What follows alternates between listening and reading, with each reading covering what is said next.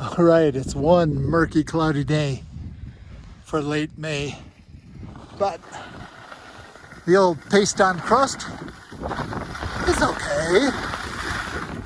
Let's take in a run, take in the view, and wonder how many more days of skiing do we have left. All right, let me tell you something about spring ski resorts. They get smaller, smaller, smaller, smaller. There's only 2 lifts left open, and a handful of runs that come off of those are the only ones you can ski. That's because if it was sunny and warm, there's only so much terrain that they can defend against that springtime sunshine. So yeah, let's go get a few runs in before the season's over, whether we like it or not. Now, like I was saying before about the ski resort getting smaller and smaller, usually I'd head over this way, but that run is now closed.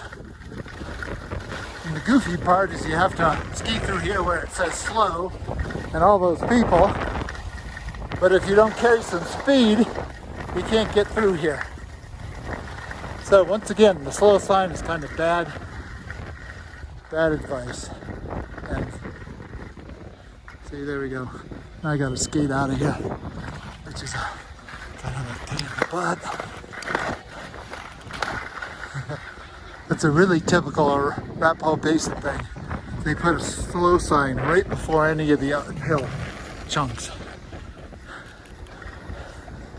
And that's exactly where you want to keep your speed so you get through these places.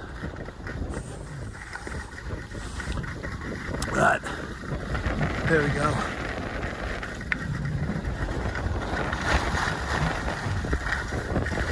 Anywho, unless something really remarkable happens overnight, I think tomorrow I won't ski. I'll get out the boat and go for a paddle on the reservoir.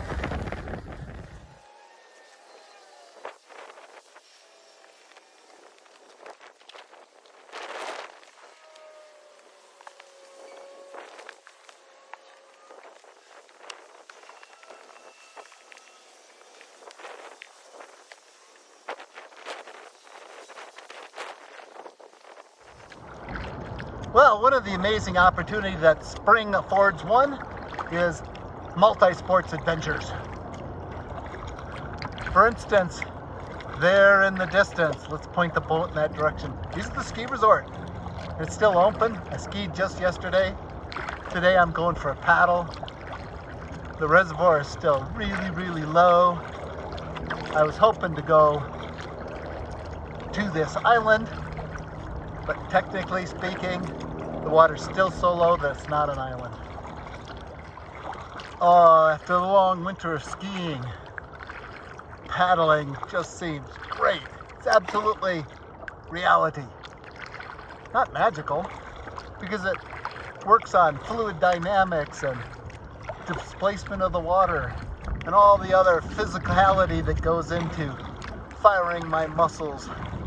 And then my brain can observe, snow-covered peaks, like that one, right there. See that? Yeah, I'm pointing at it with my big pointer of the front of the boat. What a fantastic thing. Magic is just like frickin' rings and dragons. This is the ultimate, though. So is this it? The last day of skiing? Could be. Check this out, guys. Look at the trees. Yep, they're starting to bud out. And this is 10,000 feet. This ain't no wimpy front range 5,000 feet. This is way the heck up here. So, spring is a-coming. So, let's put on these shoes, get in this car, and go skiing.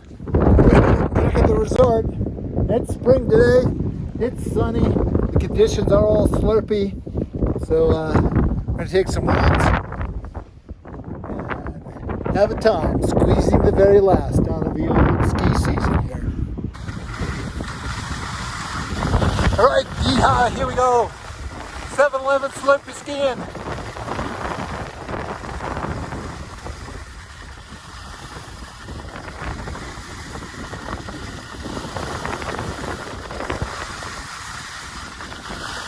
Well, one good thing about slippy conditions is that I just bought a new boat, and all this snow's got to melt to fill up the rivers. So I'm going to come up here and kind of pre-melt some of the snow by providing friction from the bottom of my skis.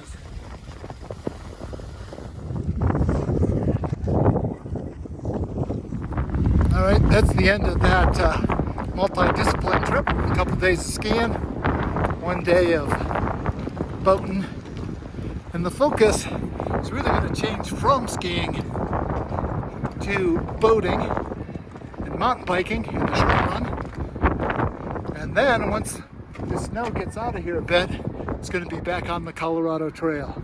Let's see how far I can make it this year. So tune in.